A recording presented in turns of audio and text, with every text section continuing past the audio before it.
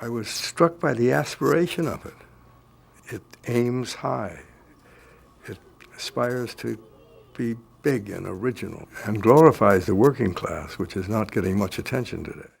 The American Mural Project is 120 feet long, 48 feet high, 5 stories high, and the depth ranges from 6 to 8 feet. We're building this out of all different materials coming from all 50 states. I started the American Mural Project with Ellen when I was teaching 6th grade English and social studies. She's an amazing person that just wants to make things happen and connect people together. My chief objective, both in the creation of the Mural Project and in the final piece itself, is to inspire people, young people, old people, everybody.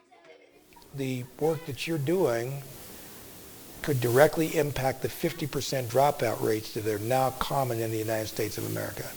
Black and Hispanic youth do not complete high school at the rate of 50%, 1 out of 2 kids. So why don't we start to look around at models that do make sense, that have evidence and results and outcomes and so forth. That's what you guys are doing. I think part of the art of this project isn't just what one sees visually, but it's the remarkable cooperative, interactive art that Ellen has managed. But I knew that it wasn't just us. It was everyone that was working together. It was cool just to see what everyone's ideas were. You need people to see things from different kind of perspectives. And sometimes that's a cultural difference. Sometimes it's where you were brought up, what school you went to, what country you came from. If everybody thought the same, it'd be a disaster. Art brings all types of people together on the same plane. There's not a hierarchy. There's not a class. It doesn't matter about your background, and everyone's vital in the process. I got to see everybody else's artwork and how they express themselves and how everyone around the country can combine together to make one huge mural.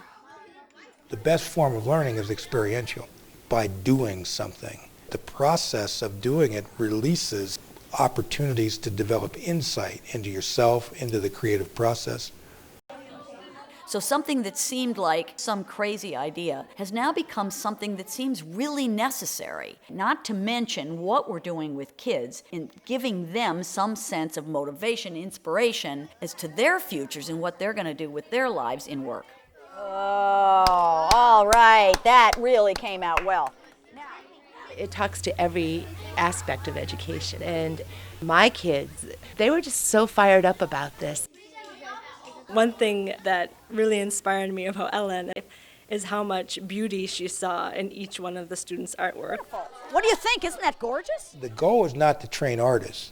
The goal is to use the arts as a strategy to work with people so that they have options in their life other than the ones they were born into. So as you stimulate the imagination, you also stimulate thinking. And as the kids begin to think, it occurs to them through association that they could have a different life.